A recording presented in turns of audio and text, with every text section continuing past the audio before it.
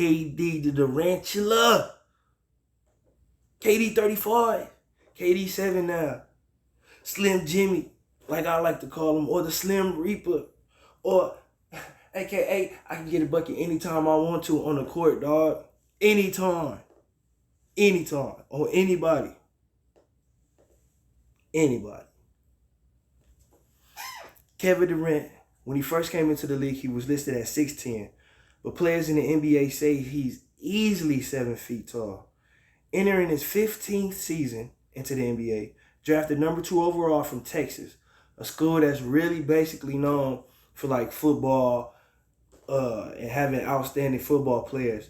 Around that time, I think Vince Young was one of the QBs that I remember from being there, and Colt McCoy being there from that time. Those are only, like, I'm not a big Texas football fan or nothing like that, so I really don't know that much about Texas football, but I did watch college football around that time. So I know those two guys were pretty much all they were talking about in Texas. You know what I mean?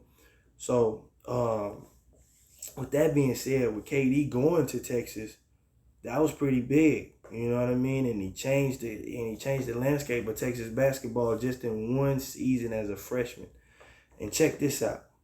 You guys probably don't remember this, but pre-NBA draft, pre-NBA basketball game, pre-NBA anything, Team USA had the blue and white scrimmage game. That's basically like an all-star game with all the all-stars, all the best players in the world at that time that USA puts together so they can send this team off to the Olympics, right? So this team that Kevin Durant was on had LeBron James, Dwight Howard, Jason Kidd, prime Jason Kidd at that, Chris Bosh, and Kobe Bryant, prime Kobe, and Tayshaun Prince, defensive player, defensive stopper, perimeter stopper, chase down blocker, Tayshaun Prince, or whatever. Kevin Durant in 2007, 2008 was 18 years old. He was a teenager out there playing with NBA All-Stars in this game. And guess what? He dropped 24 points in that game. Kevin Durant dropped 24 points against the USA blue and white team at 18 years old and hasn't played in the NBA at all. 6 in the first half, 18 in the second half. That is bananas for an 18-year-old to come in and do that. And he was doing it, like I said, against Kobe Bryant, LeBron James, Jason Kidd, all those caliber players. Dwayne Wade, Chris Paul was also there too. So imagine that. In college, he led the conference, the Big 12, in rebounds and blocks, and got the all-defensive team his first year as a freshman in college. Not only did he do that his first year in college, and his only year in college, the first and only year in college, Kevin Durant was the player of the year as a freshman. Player of the year as a freshman. And that's crazy. Crazy if you think about that. You really coming in from high school where you basically like the dominant guy possibly in the state. And just to be a dominant top guy in your state, that's pretty big too. Not only that, but you come into the college round, the NCAA national. Not just state, but national. You have all these different teams and all these different players from all these different states, and then you have people from overseas also as well that come over here as international students and play basketball as well. And Kevin Durant, his freshman year, among seniors, juniors, and sophomores, his freshman year, he earned the Player of the Year award as a freshman, averaging 31 points per game and 11 rebounds as a freshman. What freshman have you ever known to come into the NCAA league, let alone into college, averaging 31 points and 11 rebounds per game? That's sick, right? And not to mention, After this, he goes and busts the NBA All-Star team basically ass on the court or whatever. And he scores 24 points in that game. And like I said, that's against Kobe Bryant, LeBron James, Chris Paul, Chris Bosh, Dwight Howard, all those guys. And he hadn't even touched the NBA basketball or set his foot on an NBA floor to even start his career, right? KD. So, in his 15 seasons in the NBA, he averages 27 points per game, shoots 49% from the field. He shot 53.7% from the field last year, and he averages 7.1 rebounds and 4.2 assists for his career.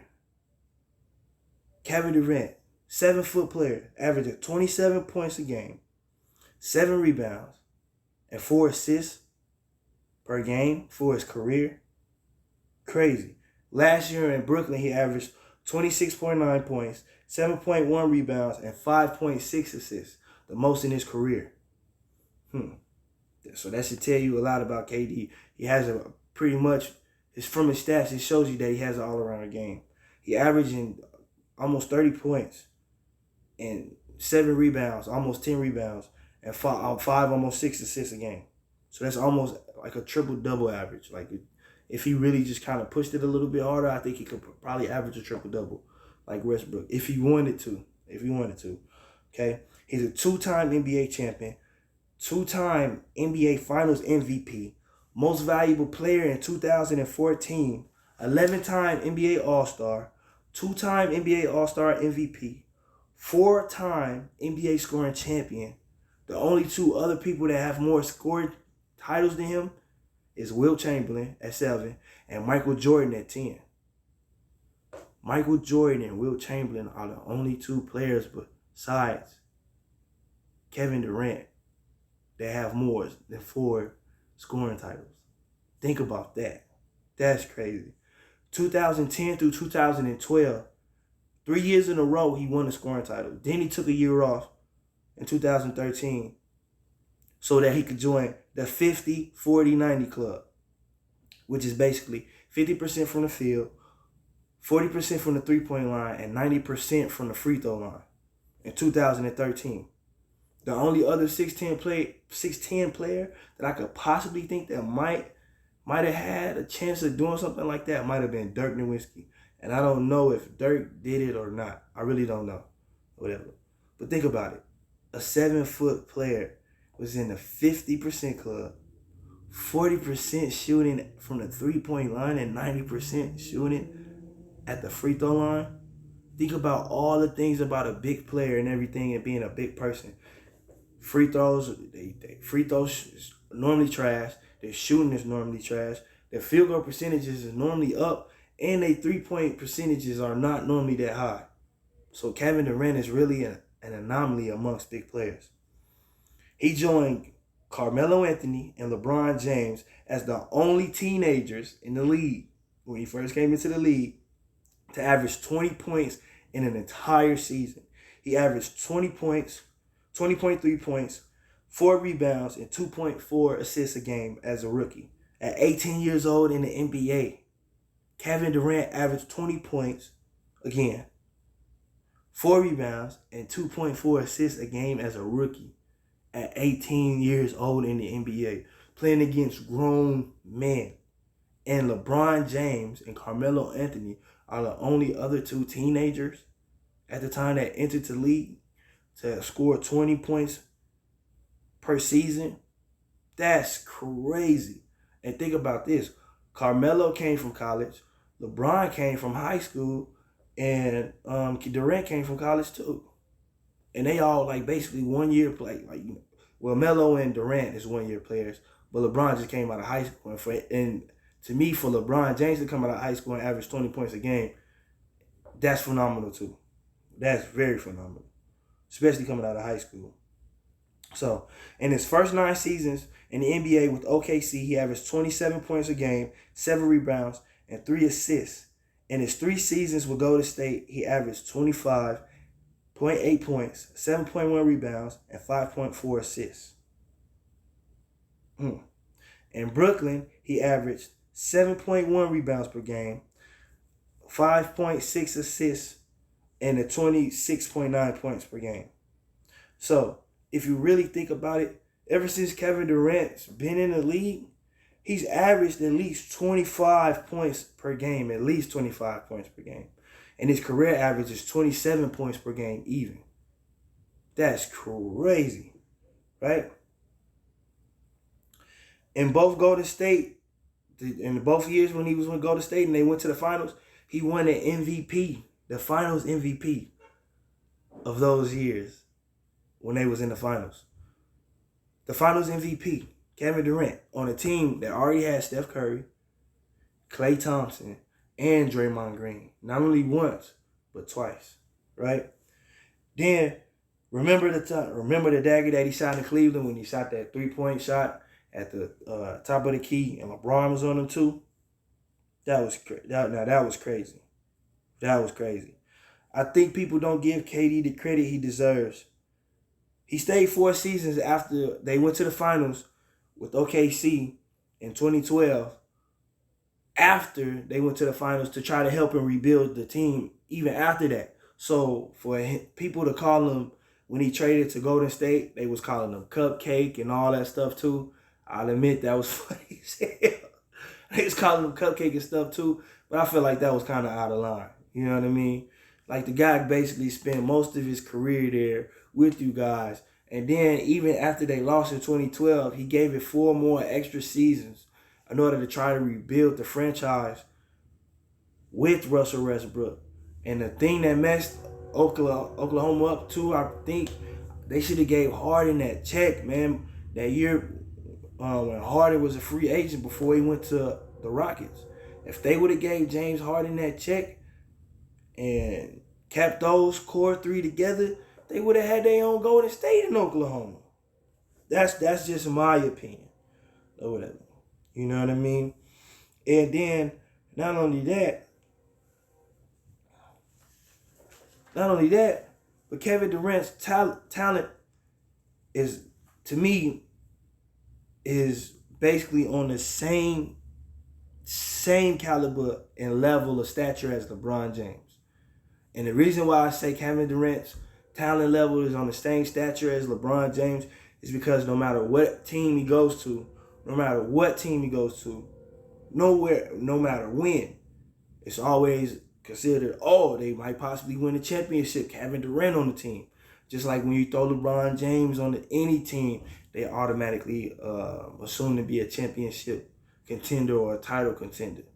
I can say that. I also say that with Steph Curry too. I believe that if you put Steph on any team, with the way that he shoots and his dynamic of passing and moving around, I believe he brings an element of championship level of talent towards any team too, as well. But I believe, like I said, KD has that same level of talent as LeBron. And I know you're probably looking at me like, dog, he went to Golden State with Klay and Draymond and Steph Curry and all that. I understand that. I totally understand that. But check this out.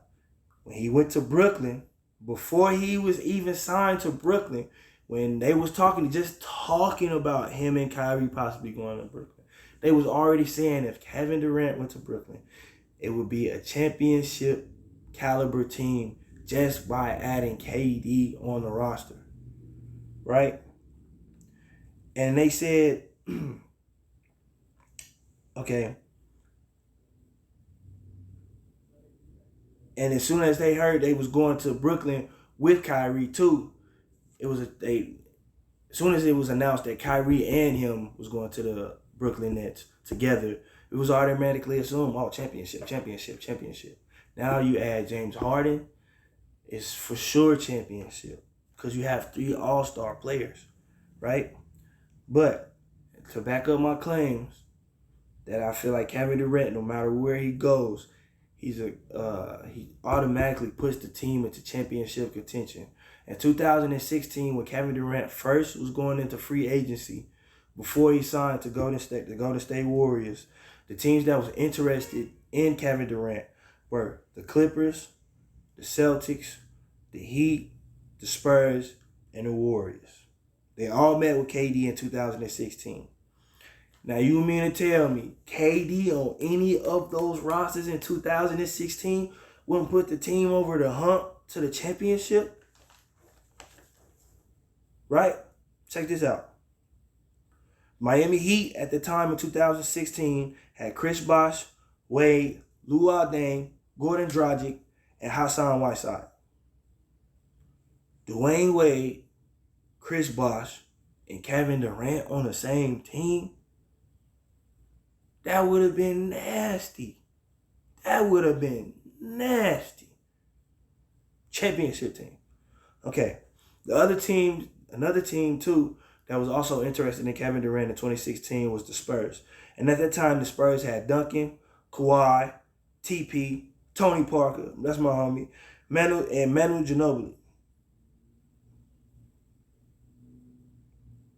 Now you tell me Kevin Durant with Tim Duncan, Kawhi Leonard, and Tony Parker, and Manu Ginobili wouldn't be a championship caliber team. Right? More scoring, more efficient scoring, more shooting. Then too, it would have been nuts if that would have been KD and Tim Duncan out there on the floor. Dog, I think Tim Duncan would have stayed in the NBA a little bit longer, man. For real, if he could.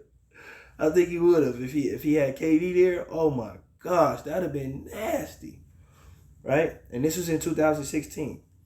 So, and even then in 2016, the Spurs was already a championship caliber team. So if you add Kevin Durant to it, that just puts them over the bubble, right? So then the other team that was also in contention too, the Clippers. The LA Clippers, and at the time, the Clippers had Jamal Crawford, DeAndre Jordan, Paul Pierce, Blake Griffin, and Chris Paul. Chris Paul, Blake Griffin, Kevin Durant. Blake Griffin prime, Chris Paul prime, KD prime. But he's still in his prime to me. Whatever. Like, that would have been nuts. That'd have been Lob City. They'd have been shooting the lights out of everybody. You know how they be doing the oop now? He'd have been killing them then. Whatever. So, now, this the thing though, right? This was 2016. And you telling me that if 2016 KD goes to any of those teams wouldn't be championship contenders? I definitely, that totally backs up my claim that to me, that wherever KD would go, the team automatically would be a championship contender. And now here goes another one too, right? In 2018, for free agency before he went to Brooklyn, he had 4 other teams that was interested in him as well. The Lakers, 76ers, Spurs, and the Knicks. Now, you know, any of these teams that KD was on there would be considered a championship contender. Especially the Lakers and the 76ers and the Spurs, even in 2018, I believe, or whatever. The only team that I feel like wouldn't have been a championship contender if KD went there would have been the Knicks. Because at that time, I believe like they still was rebuilding in 2018. And I feel like they still was like kind of putting their trust in Frank Ntilikina, or whatever his name is. They end up trading him to the Mavs, the same way with the Dennis Smith guy, or whatever. Bust. Super bust. But that's another story. Super bust. Anyway, back to Kevin Durant. Okay. So, with all that being said, KD coming off the gold medal win going into the season, will it give him the momentum to possibly win a championship this season?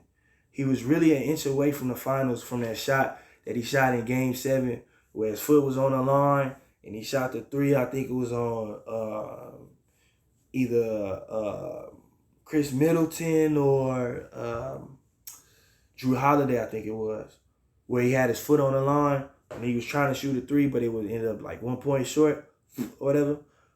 They really could have went to the finals. To me.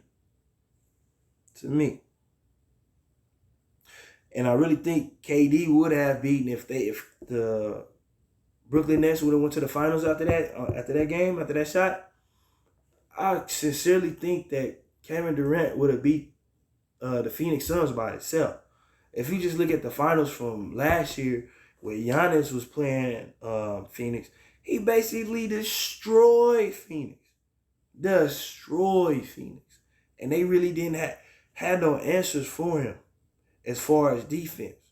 Now, they had a couple of times where they played solid defense and might have stopped him here and there, but when he wanted to snap, Giannis was going in, coming in, smacking and yamming and everything on everybody whenever he wanted to. So imagine Giannis doing this, right? We just saw him do it. Imagine if Kevin Durant would have played in the Brooklyn Nets, would have played in the finals this year. Nobody on the Phoenix Suns guard Kevin Durant. Who you gonna put? Mikal Bridges on him? Cook, chicken, barbecue. Who's gonna put Jay Crowder on him? Cook, chicken, barbecue. What you gonna put Aiden on him? He don't even got the foot speed or the quickness to deal with the moves that KD was gonna give him. So that'd have been chicken, barbecue chicken too, like Shaq said. Whatever. Excuse me, sir, every time. Excuse me. Let me get my two. That's what KD would have been doing to him. Whatever. And I think that KD's skill set too, or whatever, compared to Giannis's is totally different. So of course I think KD would have torched the Phoenix Suns in the finals this year. And with that being said, do you think Kevin Durant and the Brooklyn Nets are going to stay healthy this year? That's a big question. You have James Harden, injury prone. Kyrie Irving is Kyrie. Then Kevin Durant, he's injury prone too. And he just played the Olympics after playing in the Game 7 in the finals.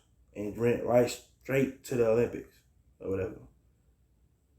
After the season with the COVID season of rushing back. So, we'll see what he does this year.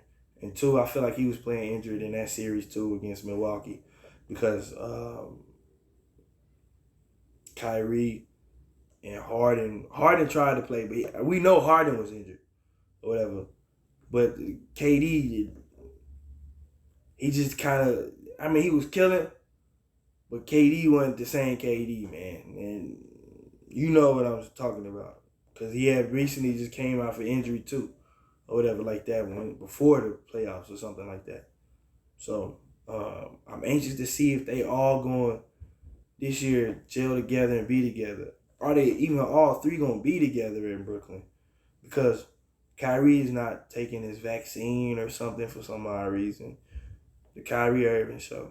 As always, as it is with him or whatever, and taking away from the stuff. And Kevin Durant is saying the good stuff, that you want your teammate to say that's supporting you. But we know deep down inside, I feel like deep down inside, KD's really getting pissed off with the Kyrie stuff. But he needs Kyrie in order for him to make a push and a solid push to the championship, like, that he wants.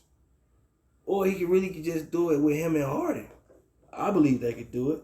Harden is more of a facilitator and he could score anytime he wants to score. Kevin Durant, he could score the ball and facilitate too. So that might even be better. Low key, what if they traded Kyrie for Ben Simmons?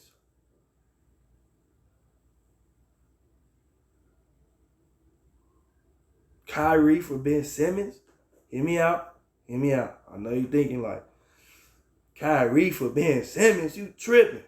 Look, check it, right? If you have Ben Simmons that's like a point forward, kind of like LeBron, right? You could put Harden, hear me out. You could put Harden at the 2,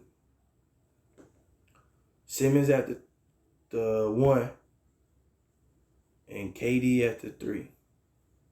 Or even go crazy and put KD at the 4. So you just mess up everybody lineups in the NBA, right? Because Kevin Durant, whoever, if he plays power forward, most of the power forwards ain't really used to picking and popping and shooting and going out to the three-point line like KD is. So that's automatically going to open up the hole for Harden and the hole for Ben Simmons. If Ben Simmons was to go to Brooklyn, to me, this is just my idea. It's my idea. And they trade Kyrie to the 76ers or whatever. You know what I mean? I believe that Ben Simmons would be a good fit, even without him shooting. And I seen videos of him this summer working on his jumper, and it looked pretty good. But it's a difference between working on your jumper in the summertime and actually doing those same things that you're working on in a real live game. That's what I was saying when I was playing, broadcasting that one day about Ben Simmons. I was saying that he's working on his jump shot, but when he gets into the game, he doesn't feel comfortable or confident enough in order to put the action in on the court to actually show what he's been doing behind the scenes or whatever. You know what I mean? And that's not good. But I think he would be fired with KD and Harden if they just got rid of Kyrie or whatever. That's just my opinion. Also, too, how much longer do we have of Kevin Durant? He's 33 now. He's entering into his 15th season into the NBA. He's tall and skinny, right? We don't know if he's physically, we know he has stamina, right, from running up and down the court. But as far as the physical health, physically fit, like, muscles and all that stuff. Like, do you think that Kevin Durant's body will hold up within these last couple of years? Will it wear and tear eventually deal with his body? Because like I said, Kevin Durant's been dealing with a lot of injuries these last couple of seasons. He's dealt with the Achilles thing with Golden State, but I don't blame him. I really blame Golden State for that one, because they should have sat him down and told him to chill instead of having him coming back right like that, rushing. But I understand the finals on the line is the ship. That's what you play for, the chips. You don't play for no bronze, no silver, no gold. You playing for the ship. You know what I'm saying? You want the chips. So I don't blame him on that one. But will he be still healthy enough to play later on in his career? Like LeBron is. Like LeBron's 36, whatever, and it's like his 18th or 19th season or something crazy like that. You know what I mean? So how much longer do we have with Kevin Durant? And two, I'm stamping this right now. Kevin Durant, just like Steph Curry, has changed the game of basketball. And the reason why I say Kevin Durant has changed the game of basketball, because you've never really seen anybody besides European big players, Arvydas Sabonis, Dirk Nowitzki, Peja Stojakovic. I can't really think of any guys right now. You know what I mean? But Dirk Nowitzki really stands out to me as far as being like the pioneer, or like one of the guys that was a big guy that could really shoot. You know what I mean? Like shoot the ball. And Kevin Durant as well. And the reason why I say Kevin Durant as well, because he came in 2008, 2007. Most teams wasn't really drafting, taking chances on 6'10" power forwards / guards that could possibly shoot or all that type of stuff. They was really drafting like players, if you know what I mean, like centers, power forwards, small forwards. You know what I mean? You had your good guards here and there, but it was really more like a big man's game at that time. You know what I mean?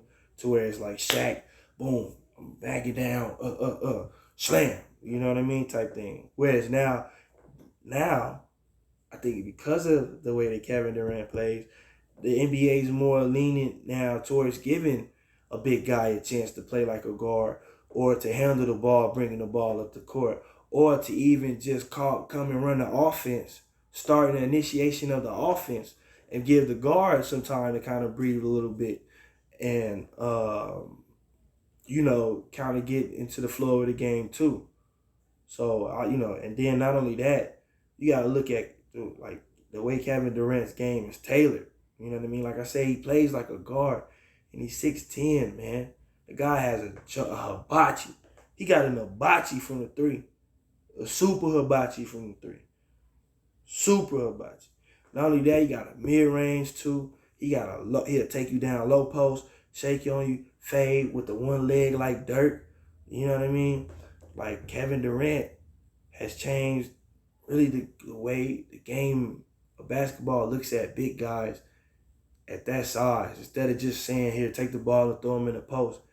They liable to give him a screen on a back cut for a three or a baseline. You know what I'm saying? They come through on a back cut for a pick and roll for a baseline jumper type of, you know what I mean? A back pick on a baseline for a jumper. You know what I mean? Type of things, or ISO at the top of the key type of things, So I feel like he's going to be definitely in the Hall of Fame for sure.